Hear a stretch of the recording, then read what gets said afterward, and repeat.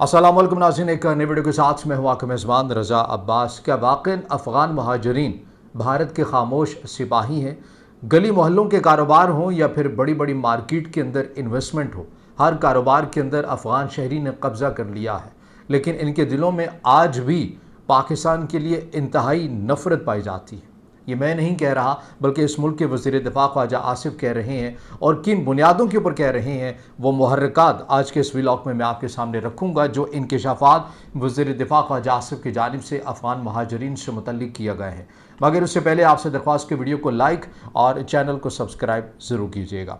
तो मामला कुछ यूँ है कि वज़ीर दिफ़ा ख्वाजा आसिफ की जानिब से पाकिस्तान के एक मशहूर व मारूफ निजी चैनल को एक इंटरव्यू दिया गया, जिसमें वो बात कर रहे थे पाकिस्तान के अफ़गान सरहद से जो बढ़ती हुई बदअमनी के वाक़यात बहुत तेज़ी के साथ हो रहे हैं। कलअदम टीटीपी वहाँ से बैठकर ऑपरेट कर रही है, बीएलए वहाँ से बैठकर ऑपरेट कर रही है।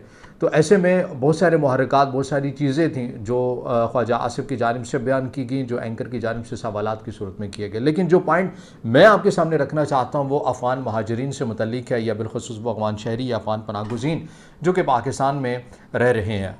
ख्वाजा आसिफ की जानिब से कहा गया कि तकरीबन 1975 से ये सिलसिला इसका आगाज़ हुआ कि अफ़गान शहरी बैक टू बैक पाकिस्तान के अंदर आकर आबाद होते रहे और बड़ी तादाद के अंदर आकर आबाद हुए।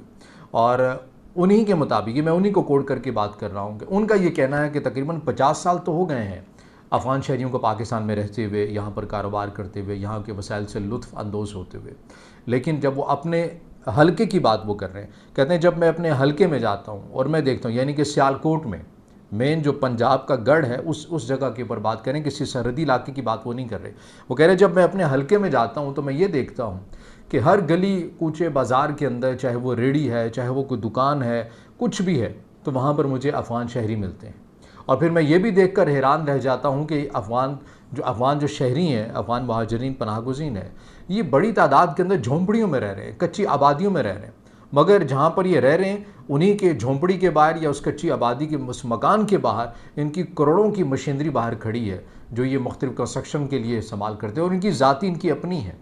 तो मैं ख़ुद हैरान रह जाता हूँ कि कच्ची आबादियों में रहने वाले, झोंपड़ियों में रहने वाले, इनके पास इतना पैसा आता कहाँ से है कि ये इतने करोड़ों की जो मशीनरी है वो इन्होंने रखी हुई है, और ख़रीद अपनी ज़ाती ख़रीद कर रखी हुई, इनकी अपनी मलकियत है, और ये मुख्तलिफ़ कारोबार के अंदर इन्होंने अपनी इन्वेस्टमेंट की हुई है। फिर वो ख़ुद ही अपनी बात को मज़ीद आगे बढ़ाते हुए कहते हैं कि हर गली मोहल्ले बाज़ार के अंदर या हर बड़े से बड़े कारोबार के अंदर ऐसा लगता है कि पाकिस्तान के कारोबारी सेक्टर के अंदर अफ़गान शहरियों ने कब्ज़ा कर लिया है। चाहे वो तंदूर हो, चाहे वो रेडी हो, चाहे वो कोई करियाना की दुकान हो, चाहे वो कंस्ट्रक्शन से मुतल्लिक कोई बड़ा काम हो, या फिर प्लाज़ों की तामीर हो, या फिर जो प्लाज़ों के मालिक हैं ये अफ़गान शहरी। तो उनके मुताबिक उन्होंने ख़दशा इज़हार ये किया कि ये तो हर कारोबार के अंदर इन्होंने कब्ज़ा कर लिया है, और 50 साल से यहाँ पर ये रह रहे हैं, इनकी दूसरी या तीसरी नस्ल यहाँ पर रह रही है। और आप उनसे जाकर पूछें कि भाई आप इतने सालों से यहाँ पर रह रहे हैं, तो आप बताइए पाकिस्तान से मुतल्लिक आपके जज्बात क्या हैं? आप पाकिस्तान जिंदाबाद का नारा लगाएंगे? तो वो नहीं लगाते। उनके दिलों के अंदर आज भी बहुत सी नफ़रत है। फिर एंकर की जानिब से ये सवाल किया गया कि भाई फिर आप ये बताएं ना रियासत पाकिस्तान, आप इस मुल्क के वज़ीर दिफ़ा ख्वाजा आसिफ हैं, आप भी बेबसी का इजहार कर रहे हैं, आप भी मज़म्मत कर रहे हैं। मज़म्मत तो हम जैसा इंसान कर सकता है, मैं कर सकता हूँ, आप कर सकते हैं, क्योंकि हमारे पास ताकत नहीं है, वसाइल नहीं है, हमारे पास ओहदा नहीं है। तो आप तो इस मुल्क के ताकतवर वज़ीर हैं, वज़ीर दिफ़ा हैं, आपके ज़िम्मा इस मुल्क की सिक्योरिटी है, और उसके अंदर जो मुमकिन तौर के पर ख़दशात हैं उनको दूर हटाना है। तो आप भी बेबसी का इजहार कर रहे हैं इस इंटरव्यू के अंदर। और वो जो अफ़गान रिफ्यूजीज़ से मुतल्लिक हमारी पॉलिसी थी कि हमने इन्हें बाइज़्ज़त तरीके से इनके मुल्क में भेजना है, उस पॉलिसी का क्या बना है फिर? तो उन्होंने कहा कि बिल्कुल वो पॉलिसी रहनी चाहिए। तो एंकर की जानिब से कहा गया कि रहनी चाहिए या फिर है? तो उन्होंने कहा नहीं, रहनी चाहिए। यानी वो एक किस्म का आप ये कह सकते हैं कि वो बेबसी का इज़हार आपको करते हुए नज़र आए कि इस पॉलिसी के ऊपर भी उनकी कमांड नहीं है। हमारे जो किसी हद तक ताल्लुकात अच्छे हुए, खुश आइन बात है कि आप अपने पड़ोसियों के साथ ताल्लुकात अच्छे करें, लेकिन अब इसका ये भी हरगिज़ मतलब नहीं होता। ईरान के भी तो अफ़गान तालिबान के साथ बेहतर ही ताल्लुकात हैं, वो भी तजारत को बढ़ा रहे हैं, वो भी हर तरह के ताल्लुकात को मज़ीद बढ़ाने की बात करते हैं, लेकिन वो अफ़गान रिफ्यूजीज़ से मुतल्लिक उनकी ज़ीरो टॉलरेंस पॉलिसी है। 11 लाख उन्होंने यकमुश्त ही भेज दिए, मज़ीद को भेजने की बात उन्होंने कर दी है। इसी महीने के एंड उन्होंने डेट भी दे दी, अगर खुद चले गए तो ठीक है, नहीं तो सारों के साथ मज़ीद भेज देंगे। तो पाकिस्तान क्यों کمپرومائز کر جاتا ہے، پاکستان کیوں اپنی سلامتی کو نہیں دیکھتا؟ اس ملک کا وزیر دفاع خواجہ آصف یہ کہہ رہا ہے کہ ہمیں یہ خدشہ ہے کہ بھارت انہی لوگوں کو اپنی پراکسی کے طور کے پر استعمال بھی کر سکتا ہے اور پاکستان کے اندر سے ہی پاکستان کو خطرات لاحق ہو سکتے ہیں۔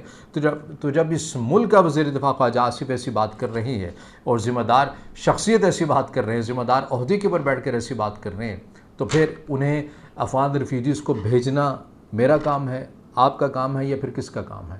انہی ذمہ دار لوگوں کا کام ہے۔ تو میں تو یہی کہوں گا کہ ایسے منسٹر، ایسے ذمہ دار عہدوں کے اوپر بیٹھ کر بھی اگر اپنی بے بسی کا اظہار کریں گے اور یہ تاثر دیں گے کہ نظام ان کے ہاتھ میں نہیں ہے بلکہ کوئی اور چلا رہا ہے، تو پھر لوگ آپ کے اوپر اعتماد کیوں کریں گے؟ جب کوئٹہ کے اندر صورتحال مزید بگڑی، میں یہ انہی دنوں کی بات کر رہا ہوں، کل یا پرسوں کی، جب وزیر اعظم پاکستان اور فیلڈ مارشل سید عاصم منیر کوئٹہ میں انہوں نے جرگے سے خطاب کیا، تو لوگوں کی جانب سے بڑے سخت سوالات بھی کیے گئے آرمی کی قیادت سے، اور پوچھا گیا کہ کیا ہمارا حق نہیں ہے کہ ہم دیگر صوبوں کی طرح پرامن ہم بھی رہ سکیں؟ اس کے اوپر فیلڈ مارشل کی جانب سے کہا گیا کہ آپ ہمیں ایک چیز کی گارنٹی دے دیں اور دوسری چیز کی گارنٹی ہم آپ کو دے دیتے ہیں۔ ایک چیز کی گارنٹی جو انہوں نے لوگوں سے مانگی وہ یہ کہ آپ ان لوگوں کی میزبانی کرنا چھوڑ دیں، یہ آتے ہیں سرحدوں پار سے آتے ہیں، آپ لوگ انہیں اپنے گھروں کے اندر محفوظ کر لیتے ہیں، انہیں پناہ گاہیں دیتے ہیں، آپ ان کے سہولت کار بن جاتے ہیں، اور پھر ہمارے لیے بھی خطرہ ہوتا ہے کہ اگر ہم آپ کے گھر کو ہٹ کریں گے تو ظاہر آپ پاکستانی ہیں، آپ بھی نشانہ بنیں گے۔ تو آپ ہمیں یہ گارنٹی دے دیں کہ آپ ان کی مہمان نوازی نہیں کریں گے، آپ ان کے میزبان نہیں بنیں گے، تو یہ تو 1 مہینے کی گیم ہے، ہم ان کو ختم کر سکتے ہیں۔ تو اب بات یہ ہے کہ یہ دونوں طرف سے ہی معاملہ ہے، کتنے ہی ایسے بدامنی کے واقعات پھیلانے والے عناصر ہیں جن کی سہولت کاری کہیں نہ کہیں ہم پاکستانی بھی کر رہے ہوتے ہیں۔ ہم نہیں، ان پاکستانیوں نے ہی کچھ پیسوں کے عوض اپنے CNSE کے نمبر کے اوپر یا اپنے خاندان کے نمبر کے اوپر انہی لوگوں کو رجسٹرڈ بھی کروایا اور محض 8 سے 10 لاکھ، 5 لاکھ یا 20 لاکھ کے اوپر۔ تو یہ ذمہ داری ہماری بھی بنتی ہے، لیکن زیادہ ذمہ داری ظاہر ہے ریاست کی بنتی ہے۔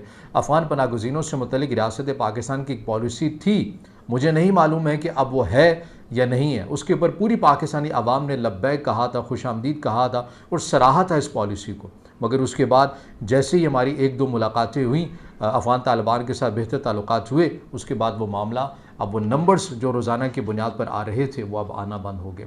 تو اگر اس ملک کے وزیر دفاع خواجہ آصف یہ بات کر رہے ہیں کہ افغان پناہ گزین ہماری سلامتی کے لیے خطرہ ہو سکتے ہیں، ساروں کی بات وہ نہیں کر رہے، یقیناً ظاہر ہے کچھ ایسے لوگ ہوں گے جن کا فائدہ اٹھا سکتا ہے بھارت، تو پھر آپ پیشگی اقدامات کیوں نہیں کر رہے؟ جو پالیسی آپ نے بنائی تھی اس کے اوپر تسلسل نظر کیوں نہیں آ رہا؟ کیا اس چیز کا انتظار کیا جا رہا ہے کہ کوئی اندوناک واقعہ ہو جائے پھر اس کے بعد اس معاملے کے اوپر شدت لائی جائے گی؟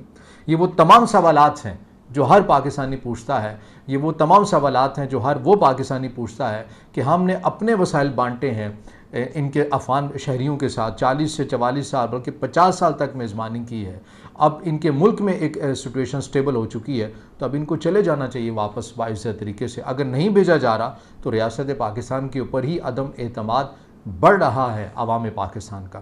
تو یہ سوچنا ہے ریاست پاکستان کو، یہ سوچنا ہے حکومت پاکستان کو کہ وہ اس پالیسی کو کیسے لے کر چلتے ہیں کہ نہ ہی ہمارے پڑوسیوں کے ساتھ تعلقات بھی خراب ہوں، باعزت طریقے سے ان کی واپسی بھی ہو، اور سب سے پریورٹی کے اوپر جو چیز ہے کہ وہ آپ اپنے ملک کو محفوظ کر سکیں۔